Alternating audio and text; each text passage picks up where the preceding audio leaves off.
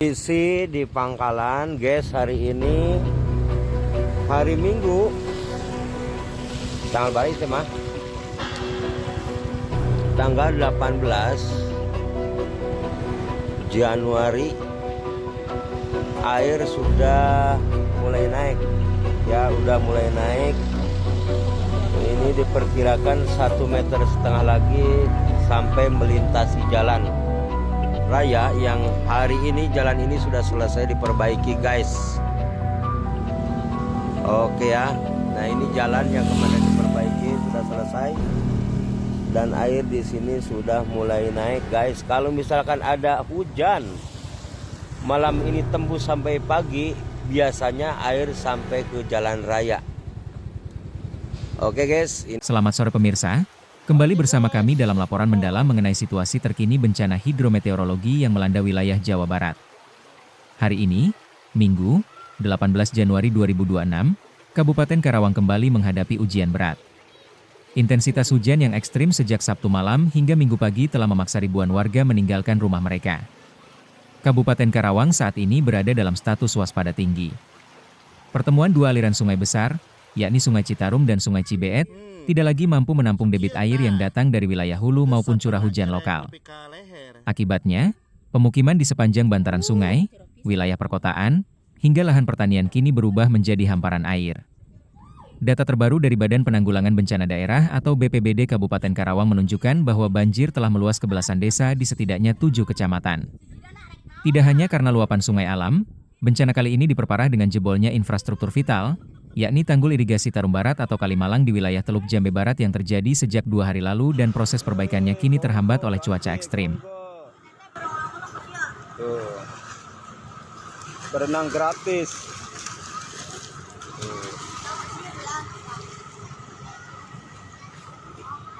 Berenang gratis tuh, lihat tuh. Mari kita bedah angka-angka yang menjadi dasar peringatan darurat hari ini.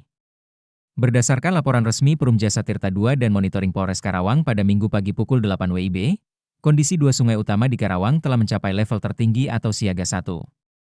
Tinggi muka air di Sungai Citarum terpantau berada di angka 12,00 meter di atas permukaan laut. Sementara itu, Sungai Cibeet menunjukkan kondisi yang lebih mengkhawatirkan dengan angka 19,30 meter di atas permukaan laut. Angka-angka ini bukan sekadar statistik, melainkan sinyal bahaya bagi warga yang tinggal di wilayah rawan seperti Teluk Jambe Timur, Teluk Jambe Barat, dan Kecamatan Pangkalan. Limpasan air mulai merangsek ke pemukiman warga sejak Minggu dini hari sekitar pukul 2 waktu Indonesia Barat di Perumahan Bintang Alam dan Perumahan Karaba Indah, Desa Wadas. Ketinggian air dilaporkan terus merangkak naik, dari semula hanya 30 cm, kini di beberapa titik terdalam telah mencapai 80 hingga 100 cm. Arus yang deras di beberapa jalan lingkungan membuat proses evakuasi mandiri menjadi tantangan tersendiri bagi warga, terutama bagi kelompok rentan seperti lansia dan anak-anak. Ngungsi ke atas.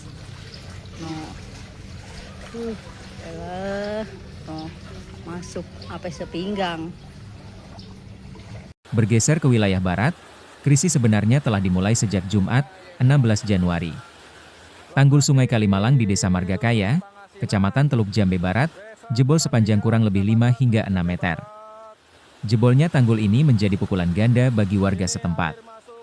Aliran air irigasi yang seharusnya mengalir ke arah hilir justru tumpah ruah merendam ratusan rumah di Desa Margakaya dan sekitarnya.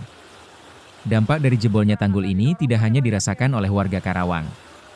Irigasi Tarum Barat merupakan urat nadi pasokan air baku bagi penduduk Jakarta.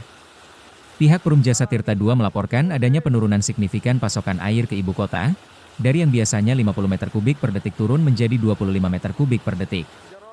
Meskipun otoritas terkait memastikan bahwa pasokan air ke Jakarta tetap aman melalui pengalihan dari Bendung Cibeet dan Cikarang, namun di lokasi kejadian, upaya penutupan tanggul menggunakan bronjong kawat, bambu, dan alat berat terus dipacu.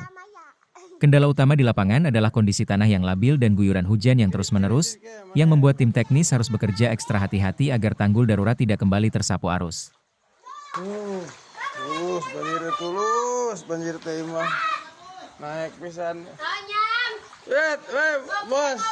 Kopi ya.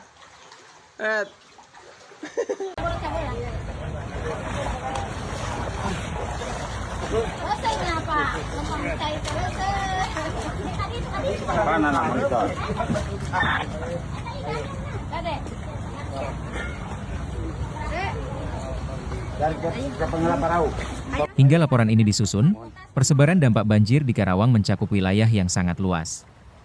Di wilayah utara, Desa Batujaya di Kecamatan Batujaya melaporkan lebih dari 1.000 rumah terendam dengan ribuan jiwa terdampak.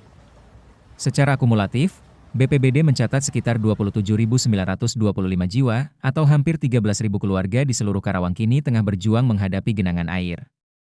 Fasilitas umum seperti masjid, gedung sekolah, dan kantor desa kini dialihfungsikan menjadi tempat pengungsian sementara.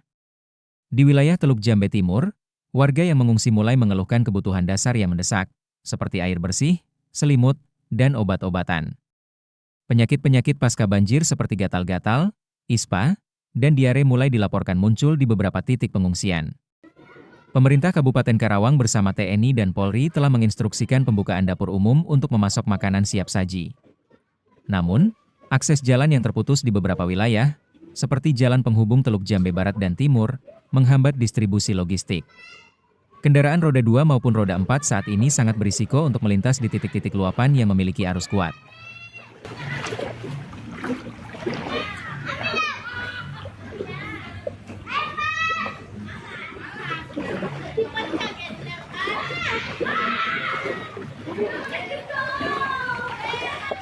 Oke guys, Assalamualaikum warahmatullahi wabarakatuh. Update terkini kondisi banjir di perumahan Karaba Indah, Desa Wadas.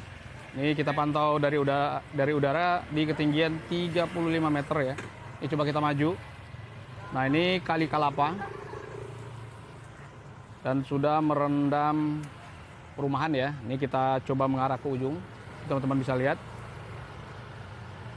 Ini luapan Kali Kelapa luar biasa.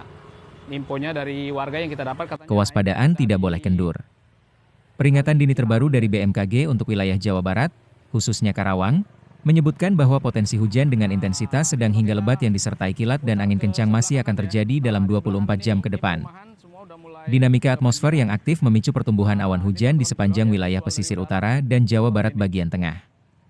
Masyarakat yang tinggal di bantaran Sungai Citarum dan Cibeet diminta untuk tetap bersiaga dan mengikuti instruksi petugas di lapangan.